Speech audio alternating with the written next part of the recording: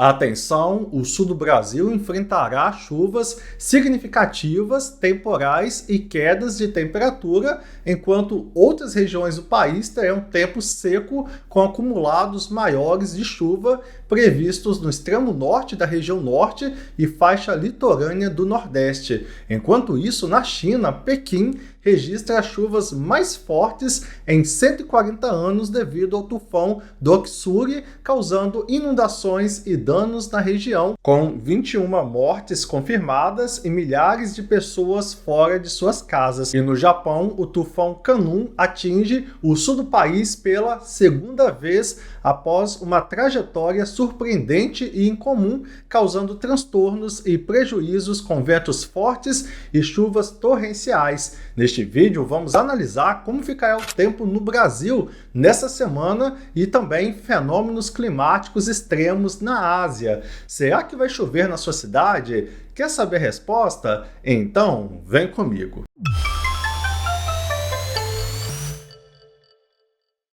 Seja bem-vindo ao canal Tudo sobre Geografia. Eu sou o professor Bruno Barros e aqui nós fazemos vídeos sobre astronomia, fenômenos da natureza e aulas de geografia. Se você tem interesse nesse tipo de assunto, já se inscreve aí no canal e deixa o seu like para fortalecer a nossa comunidade educativa aqui no YouTube.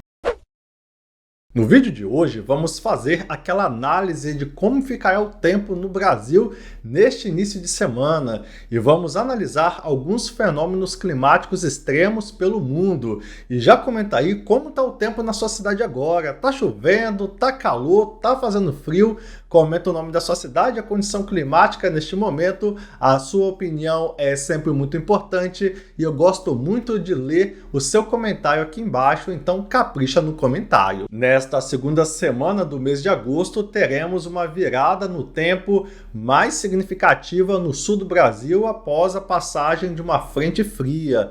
Nesta segunda-feira, dia 7 de agosto, o sistema segue avançando ao longo do dia e, combinado com toda a circulação dos ventos, reforça nuvens de chuva sobre grande parte do Rio Grande do Sul, Santa Catarina e Paraná, com exceção apenas do norte paranaense. Há risco de temporais por toda a fronteira oeste, no sudoeste e parte das áreas centrais do Rio Grande do Sul neste começo de semana e chuva moderada forte em Florianópolis, Porto Alegre e nas áreas de serra dos dois estados. No sudoeste do Paraná, a chuva acontece à tarde e pode vir acompanhada por raios e ventos. As rajadas de vento ganham um pouco mais de intensidade no litoral do Rio Grande do Sul, podendo atingir de 50 a 70 km por hora, independente da chuva. E atenção, temos aviso de ressaca. A Marinha do Brasil emitiu um aviso de risco de ressaca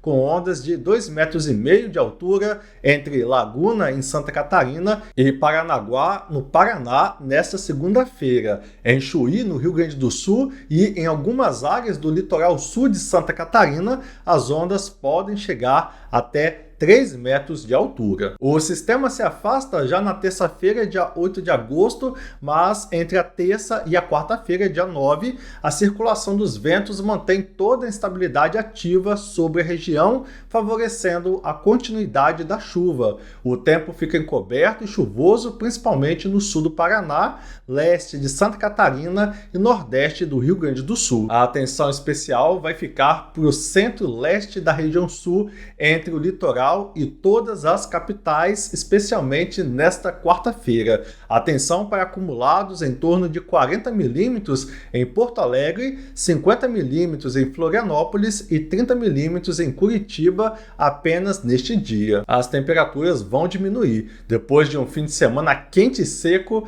a tendência é de queda nas temperaturas para muitos municípios do sul do Brasil, já a partir desta segunda-feira, começando pelo Rio Grande do Sul. Nos próximos dias, com a entrada do ar frio e excesso de nebulosidade e umidade, as temperaturas, principalmente as máximas, ficam mais baixas também em Santa Catarina e no Paraná. Agora vamos analisar a previsão do tempo para cada região do Brasil. Veja se vai chover em sua cidade nessa semana. Na segunda semana, entre os dias 8 e 16 de agosto deste ano, a semana poderá apresentar acumulados de chuva maiores que 50 milímetros em áreas da região sul, sul de São Paulo e Mato Grosso do Sul, faixa leste do Nordeste, além do noroeste do país. Já em grande parte do Brasil central e interior do Nordeste, há previsão de tempo seco e sem chuvas ao longo da semana. Então, começando pela região norte, são previstos acumulados maiores que 30 milímetros em praticamente todo o extremo norte da região, com volumes que podem superar áreas do noroeste do Amazonas. Já em áreas do sul da região, não há previsão de acumulados de chuva significativos. Agora, na região nordeste, são previstos acumulados de chuva que podem ultrapassar 40 milímetros da faixa litorânea. Em áreas do Mato Piba, que abrange os estados do Maranhão, Tocantins, Piauí e Bahia, norte e no interior da região, não há previsão de chuvas, havendo predomínio de tempo estável e seco. Já nas regiões centro-oeste e sudeste, há previsão de tempo seco em praticamente toda a semana, exceto no Rio de Janeiro e sul de São Paulo, com previsão de chuva. E por último, na região sul, há previsão de acumulados de chuva significativos maiores que 50 milímetros em áreas entre o centro-norte do Rio Grande do Sul, Santa Catarina e Paraná. Nas demais áreas, podem ocorrer baixos acumulados menores que 30 milímetros. E sabe onde você pode encontrar conteúdo educativo de confiança sobre previsão do tempo e fenômenos climáticos? Pois é, aqui comigo, o professor Bruno Barros, e neste canal Tudo sobre Geografia, aqui você sempre encontrará informações especializadas e atualizadas sobre eventos climáticos, aulas de geografia e fenômenos da natureza. Portanto, conteúdos educativos de confiança é sempre aqui comigo. Vamos sair um pouco do Brasil, vamos falar sobre algo terrível que atingiu a China nos últimos dias.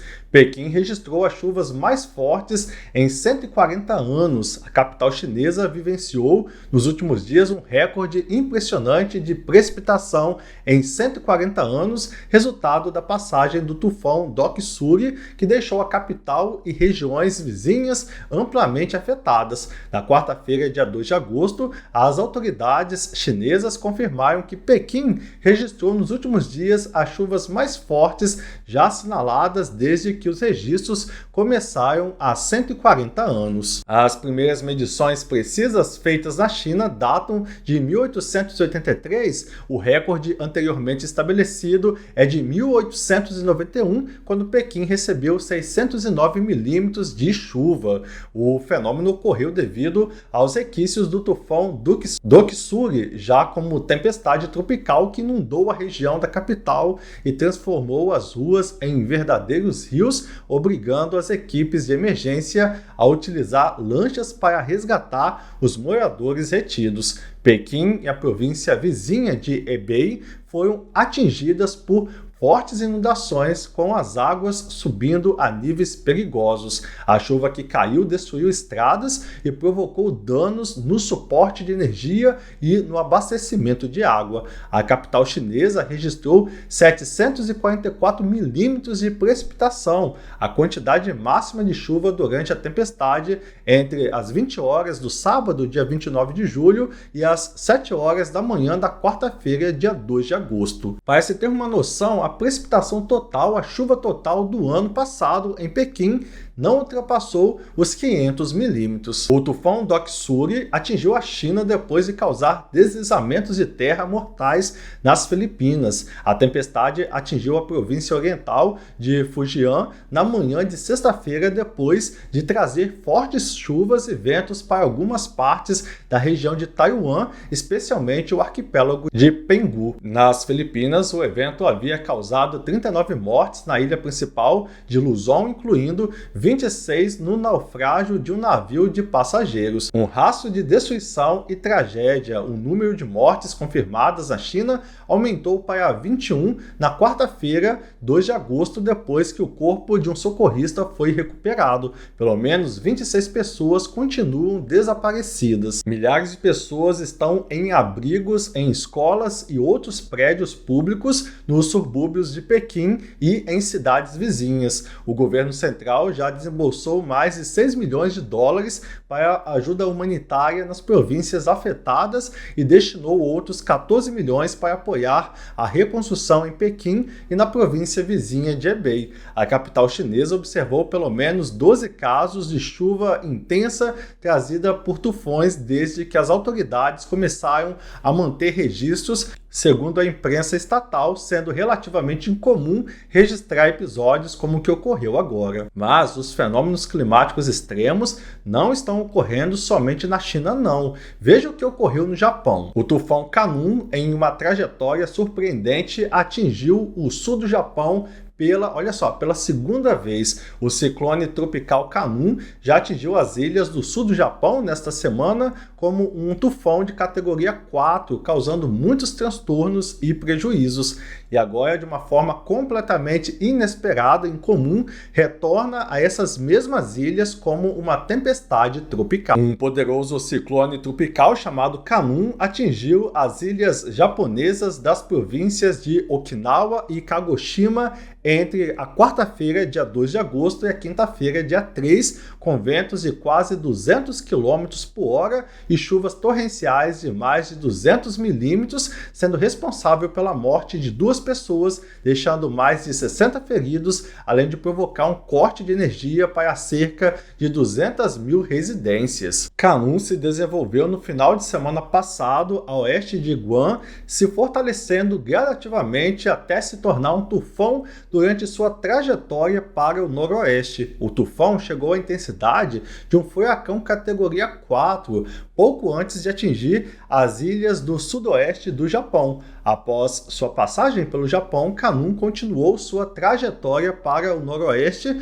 sobre o Mar da China Oriental em direção à costa da China, onde perdeu força, retornando à categoria de tempestade tropical. Porém, Kanun não chegou a atingir a China e tomou uma mudança de rumo abrupta e inesperada. O sistema rapidamente se virou e tomou rumo para o leste entre quinta-feira e sexta-feira, dia 4, criando uma forma de U em sua trajetória. Dessa forma, as ilhas de Okinawa e Kagoshima voltaram a ser alvos da tempestade e tiveram que retomar seu estado de alerta. Com essa mudança repentina e abrupta de trajetória, mirando pela segunda vez as ilhas de Okinawa, no Japão, Kanun está sendo considerado uma tempestade muito incomum. Essa mudança de rumo pegou a todos de surpresa. Os especialistas esperavam essa mudança de trajetória para leste, porém não de forma tão abrupta e acentuada, retornando às ilhas do sudoeste do país. Agora uma pergunta, será que Kanun poderá atingir a cidade de Tóquio?